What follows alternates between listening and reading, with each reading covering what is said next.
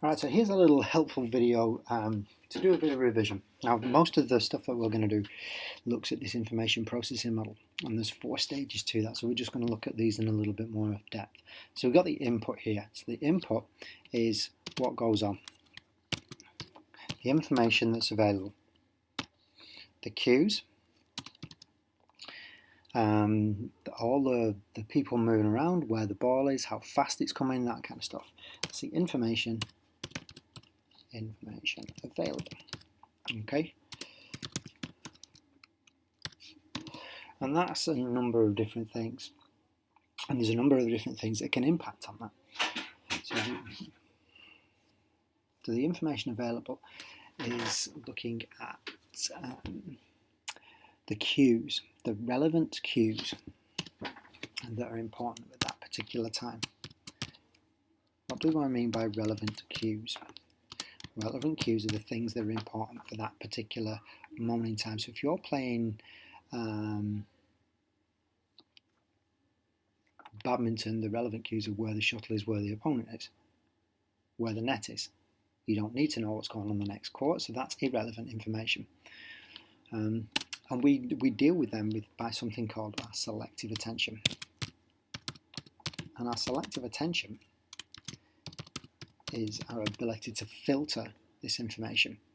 Okay, so we've got all this information that's available, everything that's going on, and our selective attention picks out these cues that are important to us at that particular time. If we're trying to use this as a bit of a coaching thing or within a game, we might do things to the ball, to the court, to improve this selective attention. So for example, in tennis, playing indoors, we might have a blue court and a yellow ball. So that way we increase the strength of the stimuli or the strength of the cue. Okay, so the strength of that thing that's really important. We might also want to do something else with this stimuli or cue. So again, if we're playing tennis and we've got that blue court, yellow ball, to make it a bit more easier for us to see and to deal with this information, we slow the ball down.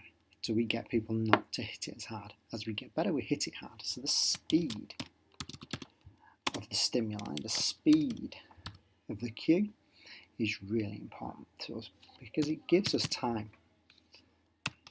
If this comes out as really, really fast, it means that this is really, really quick, which then impacts on that, which then impacts on that. Okay, so we've got these 3 main phases, right? So for the input, that's the information available.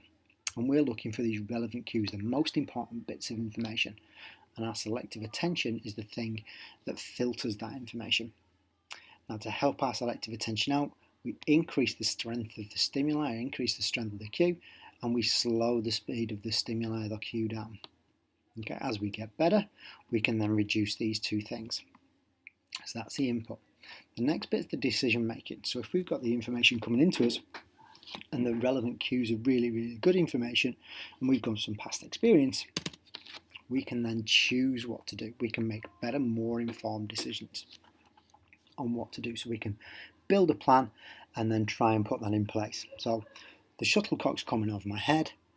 I can see the shuttlecock really clearly. I know where my opponent is. He's really close to the net. I'm going to play an overhead clear to move into the back of the court. Okay, so I can then choose that decision. Or if I'm a little bit of a less experienced player, that might happen really, really quickly, so I just might end up hitting the shuttle. Okay, so the decision is the plan. What are we actually going to do to try and help us out in this situation?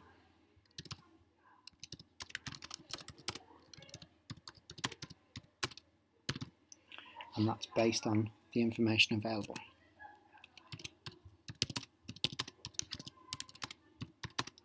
Based on what we take from the input and the experience. So this is where our memory comes in place. So we get this information, and what happens in the decision making part is we get this information and go, right, in this situation, this is what I've done in the past and this is what's worked. And we pair the same things up. So this situation means that I use this decision and I get a positive outcome. Okay, so the outcome is what actually happens. Or the output, sorry, not outcome, is the actual doing the shot.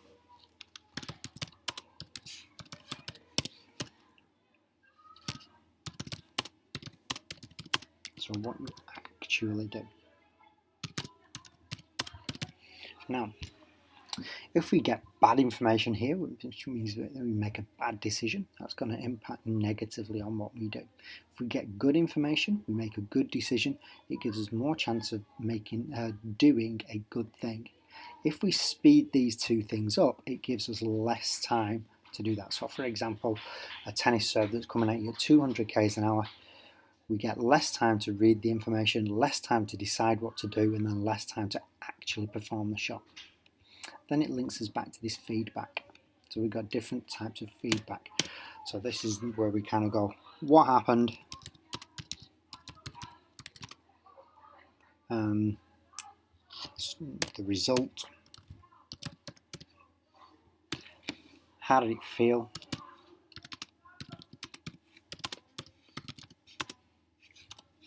How did we perform?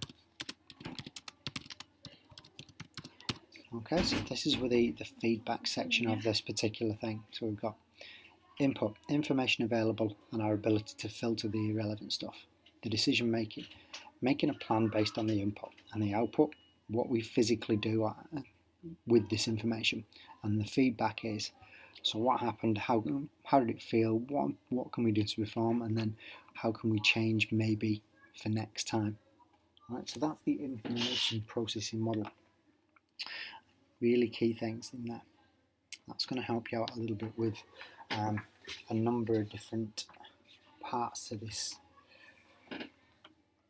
test. There's a few other things that kind of link into some of these. So feedback, for example, we do something called chunking. Chunking information is putting things together. So we can even do it in this stage. So we use something called BEEF in basketball, and that stands for balance, eyes, elbow, follow through. So what I've actually done there is I'll give the phrase BEEF out as a teaching thing, but it means get your balance right, have your eyes on the target and eyes behind the ball, your elbow underneath the ball, and follow through in a particular way to result in a good basketball shot. So I've chunked some information in so I don't have to deal with lots here. The more you have to deal with here, the harder it is here.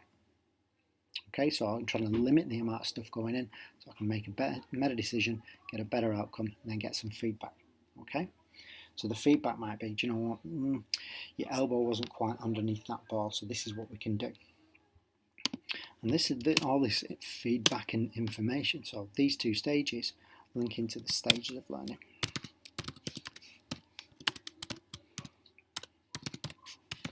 So what are our stages of learning? Cognitive. So our cognitive learners are our beginners. Okay, they don't know what they're doing, they don't know how the skill feels, they make bad decisions, lots of errors, they get demotivated very, very quickly, and they can't process as much information. Then we've got associative. So this is our middle stage of learning. This is where we've got an idea of what we're going to do, and then we have to try and adapt it to different situations. So we start to use more open skills. Okay, so you have to make some more decisions based on a bit more information here. It's not as closed. We've got slightly less time, so you might add a little bit of pressure in here. We might add some more decision making in here. So your cognitive learner passing a soccer ball might be two people just passing backwards and forwards. Your associative might be a 3v1. Then you've got your autonomous.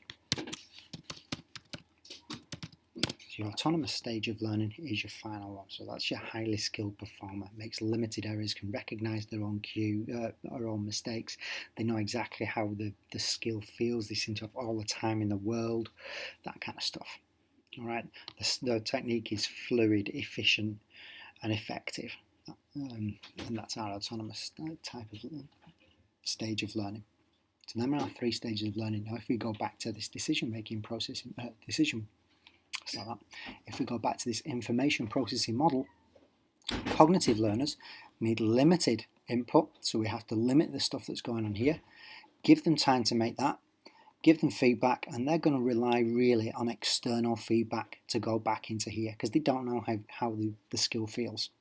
As they get better, they start to understand how that feels, and they can start to deal with more information here.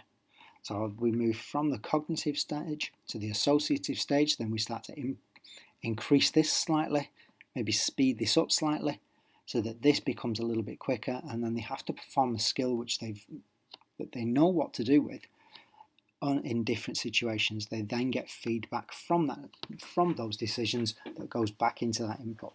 Your autonomous stages learning deals with lots of information here. So their selective attention, their ability to filter these relevant cues and use these relevant cues is highly tuned. Okay? So if we give too much information here, we open the skills up too much in these early stages, it's not great for these early stages of learning because they can't cope with it. Okay? They can't process that information the same. Also, we need to look at something called fatigue. So getting tired. What happens when you get tired in this stage and this stage? Well, if we get tired, we don't process the information the same. We don't really focus on what's going on. The decision becomes based on bad information. The output, our muscles are tired, so we can't do exactly what we want them to do.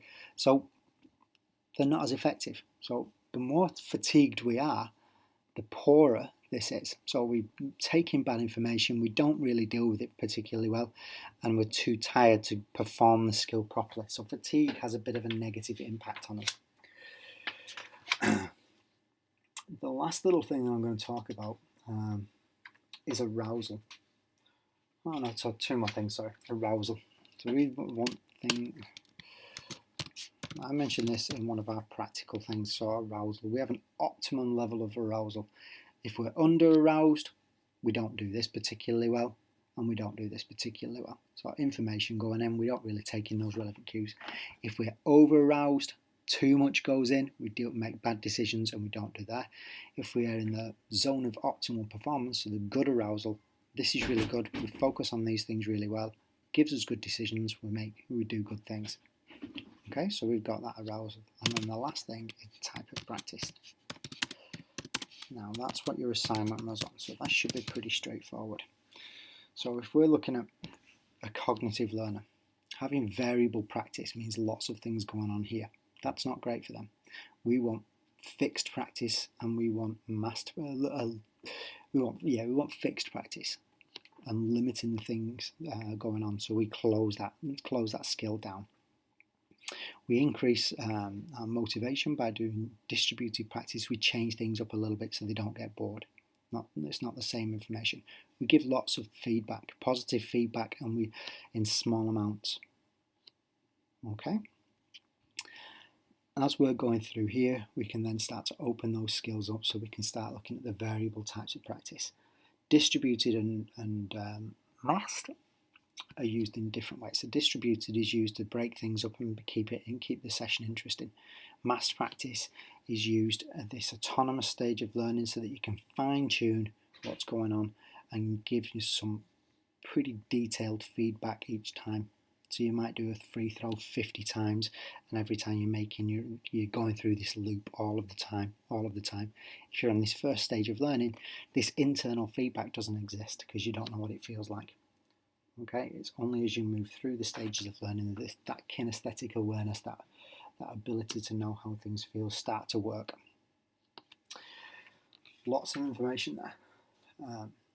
Hopefully, you can still find some stuff on the net, and anything that we've used in class should be available. Good luck with the exam.